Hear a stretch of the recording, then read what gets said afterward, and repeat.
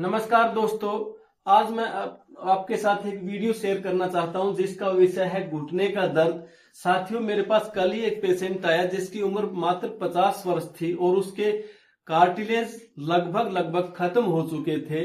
मैंने उनसे पूछा कि आप पिछले 2-3 साल से कहां कहां ट्रीटमेंट आपने लिया, तो उन्होंने जगह जगह, जो आजकल आपने यूट्यूब गूगल पर सर्च करके देखते हैं तो ऐसे मिल ही जाते हैं, तो उसने कहा कि मैं ऐसे ऐसे चमत्कारी वैद्यों के पास गया जो एक ही सिटिंग में या एक बार पट्टी बांधकर ही 80% तक बीमारियां ठीक करते हैं।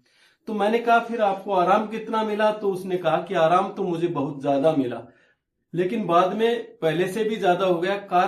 कारण आपको समझाता हूं। कारण ये हुआ कि इस तरह पट्टियां बांधने वाले ज्यादातर आयुर्वेद के नाम पर, उसमें एलोपैथी की मिलावट हो सकती है, भले ही उस पर आयुर्वेद का ठप्पा लगा हो, क्योंकि जैसे ही आप दवाई लेंगे आपको पहली ही सिटिंग में आराम मिल जाएगा, जिसमें स्टेरॉइड आदि हो सकते हैं। तो इस तरह से आप किसी कुशल चिकित्सक के पास जाए। मुझे आप बताएं कि अगर ये कार्टिलेज हैं, अगर इन कार्टिलेज ये घस चुकी हैं या पहली या दूसरी स्टेज पर है, और अगर हम यहाँ पर पट्टी चिपका देंगे, क्या कार्टिलेज का दोबारा निर्माण हो जाएगा?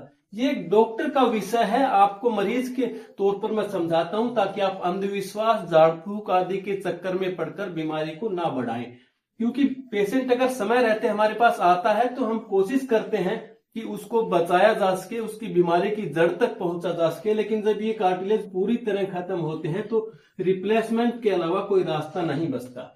इसी तरह से मीडियल जो मेनिस्कस होते हैं, यह हमारी रगड़क से बचाते हैं, झटके से बचाते हैं।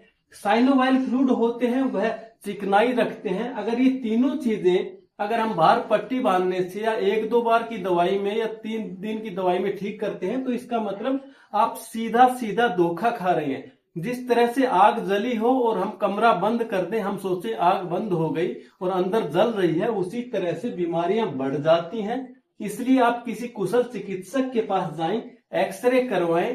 एक्सरे में ये पता चलेगा कि स्पेस कितना बचा हुआ है, ओस्टियोआर्थराइटिस तो नहीं है, ओस्टियोफाइट तो नहीं है। तो मेरा कहने का मतलब यह है कि अंधविश्वास, झाड़ फूक में के चक्कर में पड़ने की बजाय कुशल फिजियोथेरेपिस्ट से, आप कुशल डॉक्टर से आप कंसल्टेशन करें और चमत्कार के चक्कर में ना पड़े। हमारी संस्था बीमारी के जड़ तक पहुंचने की कोशिश करती है। धन्यवाद।